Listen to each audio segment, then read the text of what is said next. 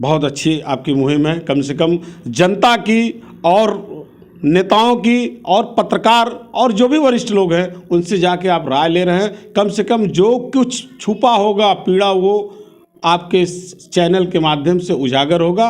और बहुत बहुत धन्यवाद आपके इस चैनल का देते हैं कि आपने हमसे आके और उत्तरी विधानसभा की जानकारी ली। गलियों में जल जमाव रहता है। आप इसके उत्तरी विधानसभा में तमाम ऐसे मोहल्ले हैं, आप जहां कहेंगे मैं वहां आपको चल के दिखा दूंगा।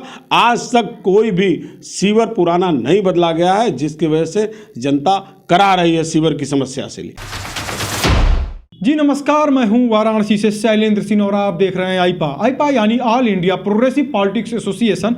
इसके अंतर्गत बातें होती हैं प्रगतिशील राजनीति की और चर्चाएं करते हैं कुछ खास बिंदुओं पे। चूंकि 2022 का आगाज हो चुका है, चुनावी मैदान में रणबांकुरे उतर चुके हैं, तो अब इसी कड़ी में बात करते हैं वाराणसी के शहर उत्तरी से। यहाँ पे अगर बातें की जाए तो अजय चौधरी जी से, जो कि शहर उत्तरी के यहाँ पे अध्यक्ष भी हैं और पूर्व पार्षद प्रत्याशी भी रह चुके हैं। तो बात करते हैं और जानते हैं क्या हाल है शहर उत्तरी का, किन बिंदुओं के साथ समाजवादी पार्टी बीजेपी के कैंडिडेट को रोकेगी। बताते चलें शहर उत्तरी का जो क्षेत्र है, यहाँ पे रविंद्र जायसवाल चूंकि यहाँ से विधायक भी थे और इसके साथ साथ मंत्री भी थे। तो अभी यहाँ पे बात करते हैं और जानते हैं बीजेपी के पाले से कैसे समाजवादी पार्टी अपने पाले में गेंद को लाएगी। स्वागत है सर आपका आईपा में। नमस्कार, मैं अजय चौधरी, शहर उत्तरी विधानसभा अध्यक्ष। बातें की जाए शहर उत्तरी की, जो बातें की जाए तो शहर का क्षेत्र है वह, इसमें 3 विधानसभा जो आते हैं आपके, शहर दक्षिणी, शहर उत्तरी, शिवपुर विधानसभा भी लगभग शहर का ही एकदम एक हो जाता है इसमें। इसके साथ साथ बात की जाए कैंट विधानसभा। इन सीटों की अगर बातें की जाए तो 2007 में समाजवादी पार्टी से समद अंसारी जी यहाँ पे जीते थे और प्रतिद्वंदी बीजेपी के हारे थे यहाँ से, निकटतम प्रतिद्वंदी। उसके साथ अगर 2007 के बाद फिर अगर बातें की जाए 2012-2017 का जो रुझान था बीजेपी के पक्ष में था। कैसे समीकरण को अपने पक्ष में लाएंगे आप? देखिए, पहले मैं आपके इस चैनल के माध्यम से बताना चाहता हूं कि 2022 का जो आगाज़ शुरू हो चुका है वो 3 मुद्दों पे बहुत अहम, बेरोजगारी, महंगाई। जो आप देख रहे हैं कि जो नवयुवक हैं, एक भी इस सरकार में नौकरी नहीं मिली है। और उत्तरी विधानसभा का जो समीकरण हम बताना चाहते हैं कि आप सर्वे करा लीजिएगा। यहाँ से भाई पूर्व मंत्री रविंद्र जायसवाल जी विधायक हैं और आप गलियों में देख लीजिए, एक भी आप आए होंगे, गलियों की स्थिति देख लीजिएगा, किसी गलियों में कोई विकास नहीं हुआ है। इनका विकास रोड पे जो बनाए हैं यही विकास है, गलियों में मूलभूत सुविधाएं नहीं है। 388 शहर उत्तरी का जो क्षेत्र है आपका, बातें की जाए जिस तरीके से यहाँ पे बीजेपी का जो दावे रहे हैं वाराणसी विकास मॉडल को लेकर पूरे पूर्वी उत्तर प्रदेश के वोट को साधा गया है। वाराणसी विकास मॉडल की इसलिए बात करें कि इससे पूर्व की बातें कर रहे हैं। 2014 में जब नरेंद्र मोदी यहाँ पे चुनाव लड़ने आए, उस समय गुजरात के सीएम थे, मेंबर ऑफ पार्लियामेंट का चुनाव लड़ने आए 2014 में। कहीं ना कहीं से बातें जो हुई यहाँ पे गुजरात मॉडल की हुई, जिसपे जनता ने मुहर लगाई गुजरात विकास की दृष्टि को देखते हुए। अब 2022 का जो चुनाव है, वाराणसी मॉडल कितना प्रभाव करेगा पूर्वी उत्तर प्रदेश में? उत्तरी विधानसभा में और वाराणसी में जो विकास मॉडल की बात आप कर रहे हैं वो सिर्फ विश्वनाथ मंदिर कॉरिडोर को इन्होंने जो बनाया है वही विकास मॉडल है। बाबतपुर से लेकर वाराणसी शिवपुर तक की जो रोड बनाई है, बाकी आप उत्तरी विधानसभा में एक भी कोई विकास मॉडल आप बता दीजिए जिसपे प्रधानमंत्री जी के द्वारा या विधायक जी के द्वारा कोई विकास मॉडल बनाया गया हो। ऐसा कुछ भी उत्तरी में विकास मॉडल नहीं है। जो है कॉरिडोर, भारतीय जनता पार्टी वाले ये शुरू से इनका काम है ये धर्म की राजनीति करना। इस बार जनता जान चुकी है, धर्म से उठकर, धर्म तो सारे लोग अपने धर्म को मानते हैं, लेकिन धर्म की राजनीति को नकार कर अखिलेश यादव की सरकार बनाएगी 2022 में। बात की जाए तो जनता जनार्दन जो है, अखिलेश यादव को ही क्यों चुने? सवाल इसलिए हम कर रहे हैं कि 2007 में पूर्ण बहुमत में बीएसपी सरकार आती है, पूर्ण बहुमत में मायावती। उसके बाद अगर बात की जाए तो 2012 में अखिलेश यादव बनाते हैं पूर्ण बहुमत में सरकार। 2017 में बीजेपी की गवर्नमेंट बनती है। तो चूंकि जो क्रम वाइज अगर देखा जाए तो लगभग 32 वर्षों से कांग्रेस यहाँ उत्तर प्रदेश की राजनीति से बाहर है। तो ये क्रम वाइज सपा, बसपा, भाजपा लगातार चलती आ रही है। कांग्रेस के जो दावे हैं, प्रियंका गांधी जी लीड कर रही हैं, यहाँ पे बहुत प्रचार प्रसार कर रही हैं, उम्भा से लेके कई जगह जहाँ भी जो घटना स्थल वहाँ पहुँच रही हैं। प्रियंका जी का कहना है कि मेहनत हम किए, उसका लाभ हमें मिलना चाहिए, लड़की हूँ, लड़ सकती हूँ। क्या कहेंगे? लड़के हैं, लड़ सकती हूँ, अच्छी बात है, लेकिन उन्होंने कितना मेहनत किया है ये तो जनता बताएगी आपको 2022 में। सोनिया गांधी जी भाई ठीक है, अपना दावा, सारे राजनीतिक दल अपना दावा पेश कर रहे हैं, लेकिन अखिलेश यादव को आपने पूछा क्यों जनता वोट दे। अखिलेश यादव पर जनता विश्वास रख रही है, उनके जो भी पुराने मैनिफेस्टो में जो उन्होंने किया था वो सारे भी कार्य किए थे।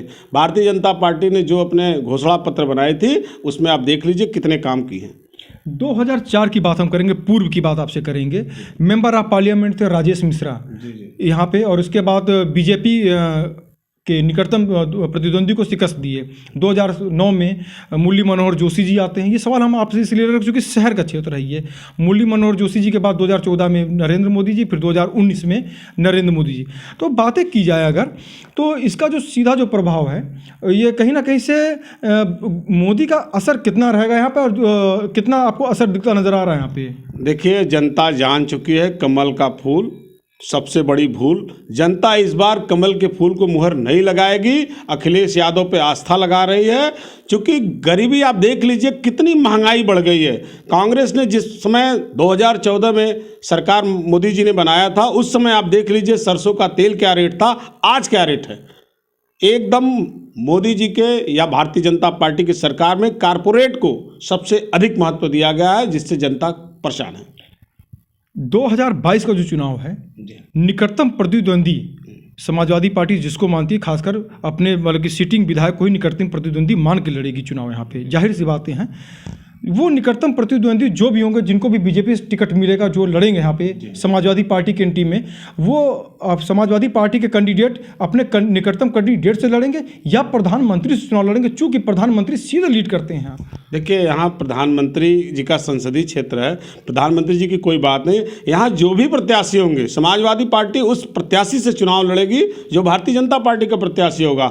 और उत्तरी विधानसभा में समाजवादी पार्टी तैयार है भारतीय जनता पार्टी को हराने के लिए, क्योंकि भारतीय जनता पार्टी के जो यहाँ विधायक हैं, 2 बार से यहाँ विधायक है, एकदम तानाशाही की गई है। आप देख सकते हैं विकास के नाम पर कोई नहीं। एक मैं छोटा सा उदाहरण देता हूँ और आपसे अनुरोध भी करता हूँ कि आप स्वामी विवेकानंद जी की स्थल है LT कॉलेज के पास, आप वहाँ पे चले जाइए।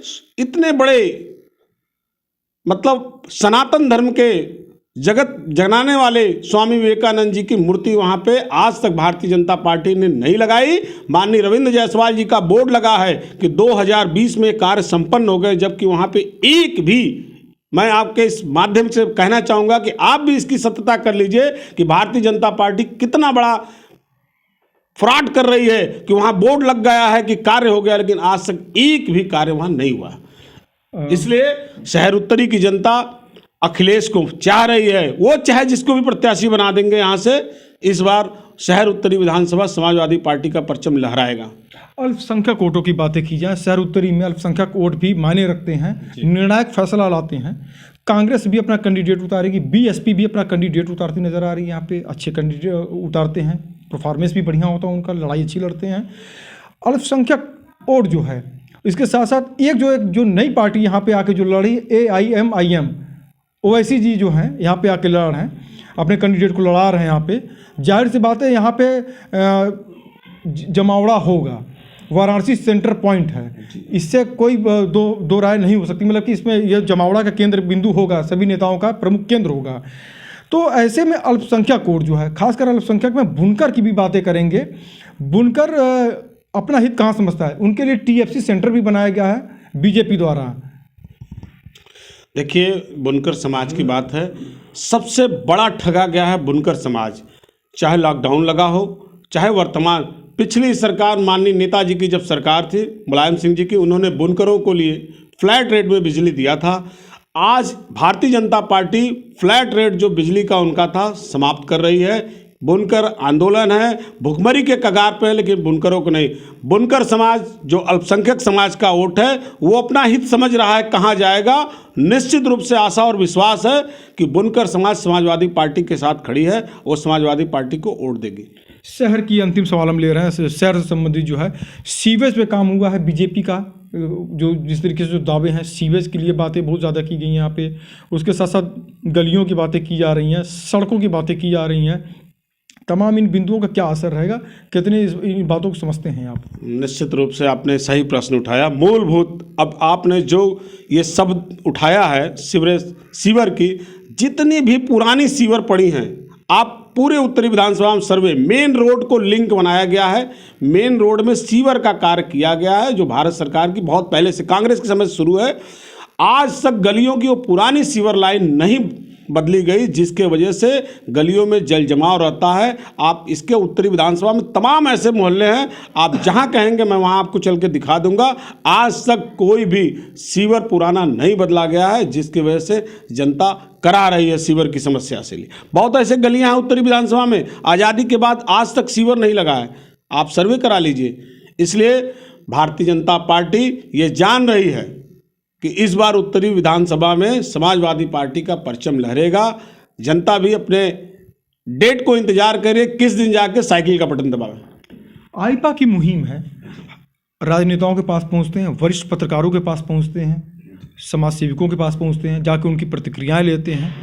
क्या कहेंगे आईपा की इस मुहिम को? बहुत अच्छी आपकी मुहिम है। कम से कम जनता की और नेताओं की और पत्रकार और जो भी वरिष्ठ लोग हैं उनसे जाके आप राय ले रहे हैं। कम से कम जो कुछ छुपा होगा पीड़ा, वो आपके इस चैनल के माध्यम से उजागर होगा। और बहुत बहुत धन्यवाद आपके इस चैनल का देते हैं कि आपने हमसे आके और उत्तरी विधानसभा की जानकारी ली। तो आप थे हमारे साथ समाजवादी पार्टी के नेता अजय चौधरी जी, जिन्होंने बताया कि किस प्रकार से समाजवादी पार्टी बीजेपी को घेरती नज़र आ रही है और इसका सीधा लाभ समाजवादी पार्टी को मिलेगा। वाराणसी से शैलेंद्र सिंह, आईपा।